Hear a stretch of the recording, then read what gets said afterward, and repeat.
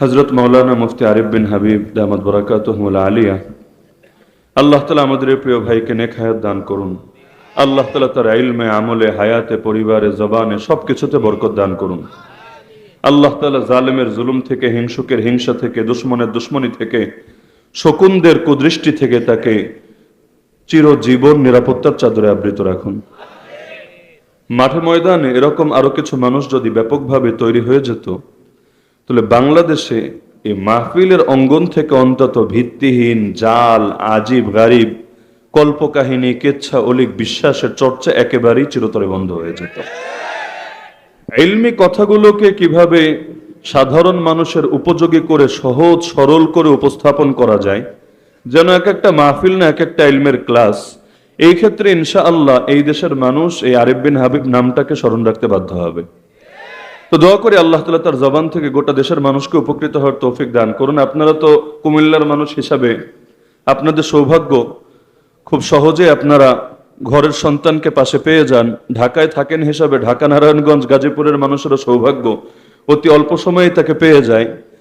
গত 2-3 মাসে আমাদের সিলেট বিভাগে না হলেও 200-400 মানুষ আমাকে অনুরোধ, মানুষ বলতে সাধারণ মানুষ না, কোন কোন মাদ্রাসার মুহতামিম, বড় বড় আলেম ওলামারা অনুরোধ করেছেন যে হুজুর দেখেন কোনোভাবে মাওলানা আরিফ বিন হাবিবকে একটা সিস্টেম করে এনে দিতে পারেন কিনা।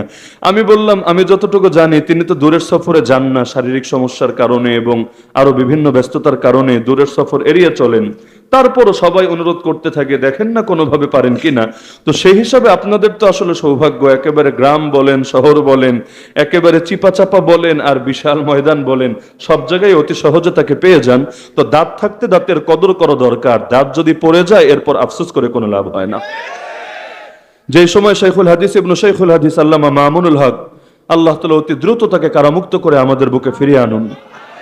যখন ময়দানে নিয়মিত বয়ান করতেন, হায় রে কত অবুঝ বান্দা না বুঝে কতভাবে গালিগালাজ করতে, বাংলার জমিনেও তাকে সাউন্ড গ্রেনেড বলে এক শ্রেণীর অবুঝ মানুষ টিটকারি মারতো যে এত চিৎকারের দরকার কি, এত হই হুল্লোড়ের দরকার কি, মানুষের এত স্লোগান, এত উত্তেজনার দরকার কি।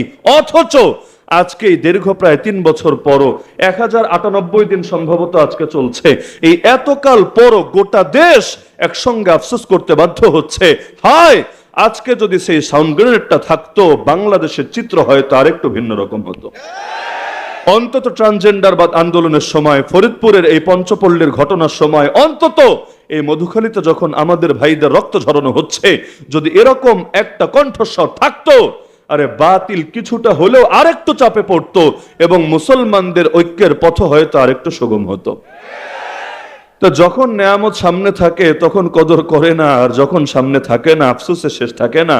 এই মানসিকতা ছাড়তে হবে। আল্লাহ তাআলা যদি চান ইনশাআল্লাহ অতি দ্রুত ফিরে আসবেন। প্রধান অতিথি যদিও একটু পরেই আসে, তবে আসমানে যখন সূর্য ওঠে চাঁদের গুরুত্ব, তারার গুরুত্ব সবই হারিয়ে যায়, সব ম্লান হয়ে যায়, নিষ্প্রভ হয়ে যায় সেই সূর্যের সামনে। তা আর তো মাত্র 2টা মামলা বাকি, আজও যেহেতু 3টায় জামিন মিলেছে আলহামদুলিল্লাহ, আর যেহেতু 2টো বাকি, আল্লাহ যদি চান আগামীকালের মধ্যে ফয়সালা করে দিতে পারেন।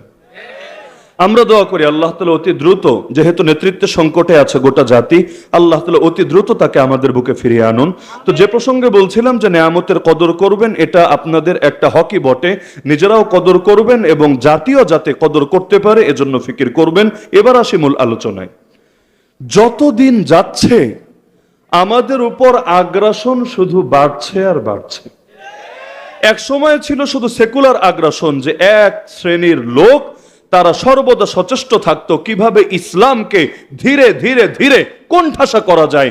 কারণ ব্রিটিশ আসার আগে সেই 1252-তে ইখতিয়ারউদ্দিন মোহাম্মদ বখতিয়ার খলজি এসে যখন এই বাংলার অঞ্চল ইসলামের ঝান্ডাকে সমুন্নত করেন, এরপর তার কয়েক যুগের মধ্যেই যখন এই পুরো বাংলার পরতে পরতে ইসলাম জিন্দা হয়, ইসলাম আবাদ হয়, তখন থেকে শুরু করে সেই 1757-তে যখন পলাশীর আমবাগানে নবাব সিরাজউদ্দৌলাকে শোচনীয়ভাবে পরাজিত করা হয়, এর আগ পর্যন্ত এই 500 বছরের অধিক সময় এই অঞ্চল ইসলামের শাসন পেয়েছে, ইসলামের স্বাদ পেয়েছে, ইসলামের স্বাদে তারা নিজেদেরকে আস্বাদিত করতে পেরেছে।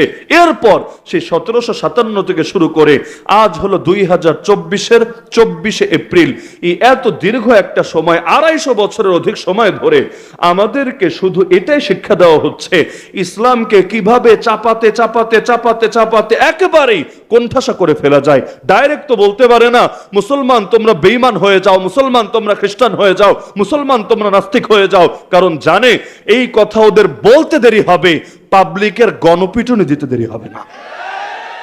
মানুষ সব লাইনে এত সহজে আপোষ করে না, ভুলিয়ে ভালিয়ে অনেক সময় ফাঁদে ফেলে দেয়, সেটা ভিন্ন কথা, কিন্তু ডাইরেক্ট এসে কুফুরের দাওয়াত দিবে, নাস্তিকতার দাওয়াত দিবে, মুরতাদ হওয়ার দাওয়াত দিবে। আরে গ্রামের খেটে খাওয়া মানুষ যারা বড় কষ্টে যাদের দিন কাটে, তারাও তো পায়ের জুতা খুলে ঠাস ঠাস করে মারতে শুরু করবে। মানুষ নিজের জান দিতে রাজি হয়, এত সহজে ঈমান দিতে রাজি হয় না।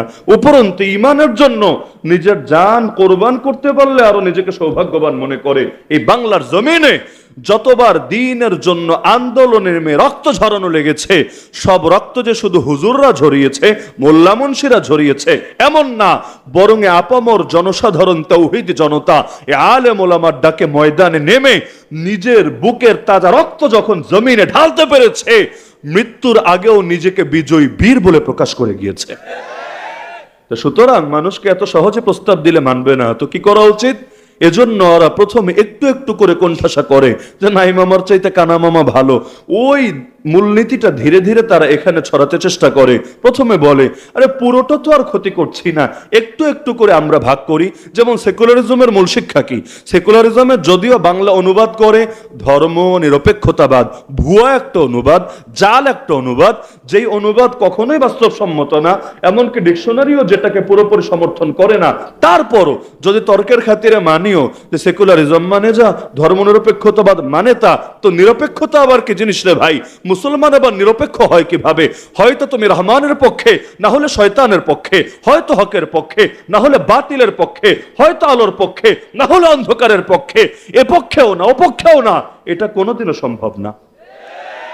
যে ন্যায়ের পক্ষে না সেই অন্যায়ের পক্ষে, যে মাজলুমের পক্ষে না সেই জালেমের পক্ষে, যে আলোর পক্ষে না সেই অন্ধকারের পক্ষে, যে রহমানের পক্ষে না সেই তো শয়তানের পক্ষে। পার্থক্য, একদল হলো প্রকাশ্য শয়তান, একদল হলো মিনমিনা শয়তান। মিনমিনা শয়তান মানে মুনাফিক ক্যাটাগরি আর কি, এগুলো ডাইরেক্ট নিজেদেরকে বলার হিম্মত করেন, এগুলো হলো ট্রান্সভার্সন আর কি, ট্রান্সজেন্ডারের মতো আর কি। ট্রান্সভার্সন মানে উপরে হলো একটা, ভেতরে হলো আরেকটা। ট্রান্সজেন্ডার কেমন?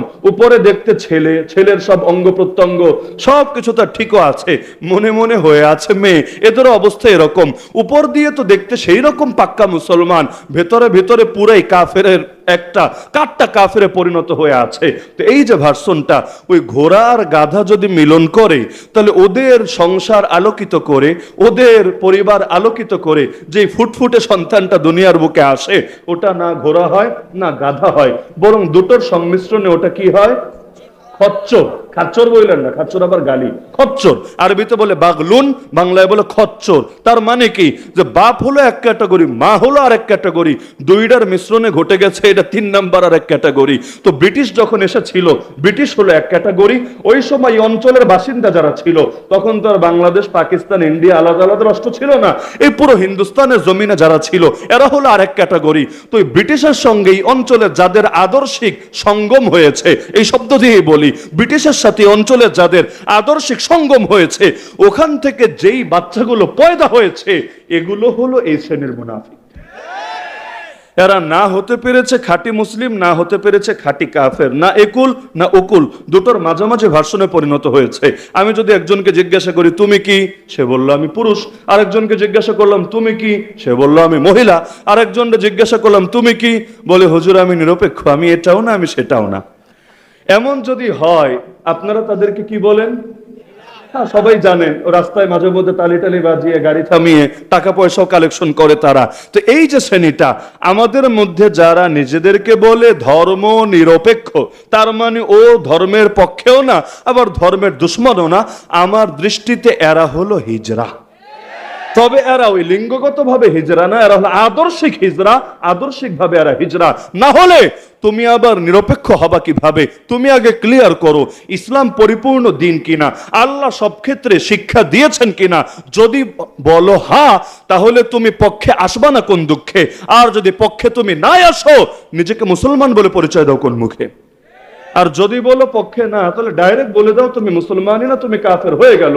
ডাইরেক্টও বলবা না, আবার পক্ষেও আসবা না, এটাকেই তো ভণ্ডামি বলে। তো সেকুলার আগ্রাসন এসে আমাদেরকে এটা শিখিয়েছে যে রাষ্ট্র থাকবে রাষ্ট্রের জায়গায়, ধর্ম থাকবে ধর্মের জায়গায়। মূল সবক কিন্তু এটা দিয়ে শুরু হয়েছিল, ফাসলুদ্দিন আনিদ দাওলা, রাষ্ট্র থেকে ধর্মকে আলাদা করো। তা আমাকে শুধু এটা বুঝান যে ধর্মের জায়গা কোনটা আর রাষ্ট্রের জায়গা কোনটা। বলবেন হুজুর রাষ্ট্রের জায়গা চেনেন না? এই যে কাঁটাতারের বেড়ার মধ্যে আমাদের যে বর্ডার, যে এরিয়া, এই পুরোটাই হলো রাষ্ট্রের জায়গা। বুঝলাম, তো এবার বল ধর্মের জায়গা কোনটা?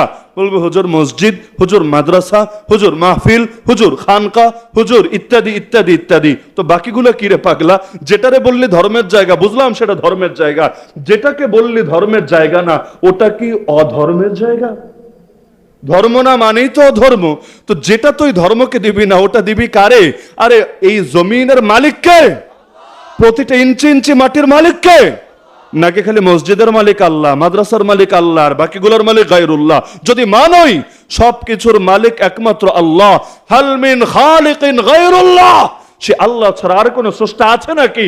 যদি না থাকে তাহলে আল্লাহর জমিনে আল্লাহর দিনই তো চলবে, জমিন হবে আল্লাহর আর আদর্শ চলবে তোর। এটা তো কিছুতেই মেনে নেওয়া যেতে পারে না। তো সবই তো ধর্মের জায়গা। ধর্ম মানেটা কি? ধর্ম মানে শুধু নামাজ, ধর্ম মানে শুধু রোজা, ধর্ম মানে শুধু হজ, ধর্ম মানে শুধু যাকাত। তাহলে কোরআনের বাকি আয়াতগুলোর কি হবে? কোরআনের মধ্যে সব আয়াত কি শুধু নামাজ, রোজা, হজ, যাকাত নিয়ে নাকি? রাজনীতির কি হবে? অর্থনীতির কি হবে? বিচারাচারের কি হবে? আইন কানুনের কি হবে? শিক্ষা ব্যবস্থার কি হবে? সভ্যতার কি হবে? সংস্কৃতির কি হবে? সুতরাং সবটাই দিতে হবে আল্লাহকে। আল্লাহর জমিন, আল্লাহর রাজত্ব চলবে, এটাই শেষ কথা, এটাই চূড়ান্ত কথা। মুসলমানদের মধ্যে নেতা যারা হবে তাদেরও নাম হবে খলিফাতুল্লাহ, খলিফাতুর রাসূলুল্লাহ, আল্লাহর প্রতিনিধি, আল্লাহ রাসূলের প্রতিনিধি। তার কাজ হলো আল্লাহ কি বলেছেন, রাসূল কি করেছেন, ব্যাস খুঁজে খুঁজে বের করবে, একটা একটা সমাজে বাস্তবায়ন করবে। তার কাজ গোলামি, তার কাজ দালালি। কেউ যদি আমাদেরকে গালি দেয়, আরে তোরা হুজুররা গোলাম নাকি, তোরা হুজুররা দালাল নাকি, আমি গর্বের সাথে বলি হ্যাঁ, গোলাম তো বটেই, দালাল তো বটেই, তবে তোদের মতো মানুষ হয়ে মানুষের গোলাম না। আমরা গোলাম, আমরা আল্লাহর গোলাম, আমরা দালাল, আমরা আল্লাহ এবং তার রাসূলের দালাল। মানুষ হয়ে রবের গোলামি করা গৌরবের, মানুষ হয়ে মানুষের গোলামি করা লজ্জার। কারণ আমি অন্যের গোলামি কিসের জন্য করব? সেই অন্যটা ইন্ডিয়াই হোক, চায়নাই হোক, আর আমেরিকাই হোক, ইসরায়েলি হোক, যেই হোক, একুল ওকুল সবগুলোরে আমি বলি, এরা কি আমাদের খালেক? এরা কি আমাদের মালিক? এদের হাতে কি আমাদের রিজিক? এদের হাতে আমাদের জীবন মরণ? কিছুই তো না। যদি না হয় তাহলে ভরসা তো করতে হবে তার উপর যার হাতে সর্বময় ক্ষমতা, ওয়া আলাল্লাহি ফাতাওয়াক্কালু ইন কুনতুম মুমিনিন। তাহলে সেকুলারিজমের কোনো সুযোগই তো ইসলামে খোলা নাই। আর সেকুলারিজমের সবক হিন্দুরা খেতে পারে, খ্রিস্টানরা খেতে পারে, বৌদ্ধরা খেতে পারে। কারণ আমরা আপনাদের এই হাজার হাজার জনতাকে সাক্ষী রেখে এটা বলতে পারি যে জমিনের মধ্যে এমন কোন ধর্ম নাই, আমি 100% দায়িত্ববোধের সাথে বলছি, এই জমিনের মধ্যে এমন কোন ধর্ম নাই যারা ইসলামের মতো নিজেকে পূর্ণাঙ্গ বলে দাবি করতে পারে। আমরা শুধু দাবি করি না, আমরা প্রমাণ চাইলে হাজার প্রমাণ দিতে পারবো যে ইসলামের সব শিক্ষা কামেল। রাজনৈতিক শিক্ষা বলবা, ব্যক্তিগত ইবাদতের শিক্ষা বলবা, সামাজিক শিক্ষা বলবা, পারিবারিক শিক্ষা বলবা, অর্থনীতি বলবা, বিচারনীতি বলবা, আরে কি বলবা তুমি? এমন কোন সমস্যা দেখানো সম্ভব না যার সমাধান কোরআন এবং সুন্নাহ দিতে পারে না। না হলে আল্লাহ কোরআনের নাম কেন দিলেন তিবিয়ানাল লিকুল্লি শাই? প্রতিটা জিনিসের সুস্পষ্ট বিবরণ এই কোরআন। মা ফাররাতনা ফিল কিতাবি মিন শাই, আমি আল্লাহ কিতাবের মধ্যে কোনো জিনিস বাদ দেই নাই। আয়াতগুলোর অর্থ কি? যদি এই আয়াতগুলোর মধ্যে বাস্তবতা না থাকতো, আরে এখনের লোক লাগবে না, 1000 বছর আগের কাফের মুশরিকরাই এই আয়াত দেখিয়ে কোরআনের ভুল ধরতো। কিন্তু পারে নাই, না অতীতে না বর্তমানে, না পারবে কিয়ামতের আগে কেউ। কারণ ইসলাম পরিপূর্ণ, এটা মানতে বাধ্য সকলে। তো এই দাবি আর কে করতে পারবে? খ্রিস্টানরা দেখাক এমন কামেল শিক্ষা, পারবে না। বলবেন কেন? আল্লাহ কি অতীতে একসময় নবী ঈসাকে নবী বানান নাই? হ্যাঁ বানিয়েছেন। আল্লাহ কি তাকে কিতাব দেন নাই? হ্যাঁ অবশ্যই দিয়েছেন। কিন্তু আল্লাহ যেহেতু এটাকে নির্দিষ্ট মেয়াদের জন্য দিয়েছেন, অসীম সময়ের জন্য দেন নাই, সুতরাং এক্সপায়ার ডেট যখন হয়ে যায়, অনেক ওষুধ খেলেও হিতে বিপরীত হয়। ওষুধের গায়েও লেখা থাকে মেয়াদ উত্তীর্ণের তারিখ।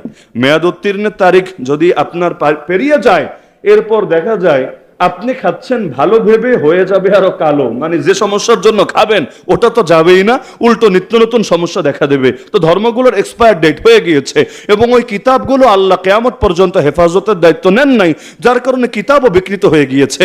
এখন আসমানি কিতাব, ওই কিতাবের মধ্যে আসমান ওয়ালার পক্ষ থেকে প্রেরিত নবীর শানে বেয়াদবি পর্যন্ত মেলে। এই যে কিতাবুল মুকাদ্দাস খ্রিস্টানরা যেটা চর্চা করছে, এর মধ্যে নবীদের শানে জিনের অপবাদ নাই, নবীদের শানে আজেবাজে জিনিসের অপবাদ নাই। আর এই কিতাব আবার কেমন কিতাব, যেই কিতাব নবীর শানকে উল্টো কলঙ্কিত করে। আরে আমরা তো বিশ্বাস করি নবীকে নিয়ে কেউ যদি বাজে বক্তব্য প্রদান করে ওই জমিনের বুকে বেঁচে থাকা অধিকারী হারিয়ে ফেলে।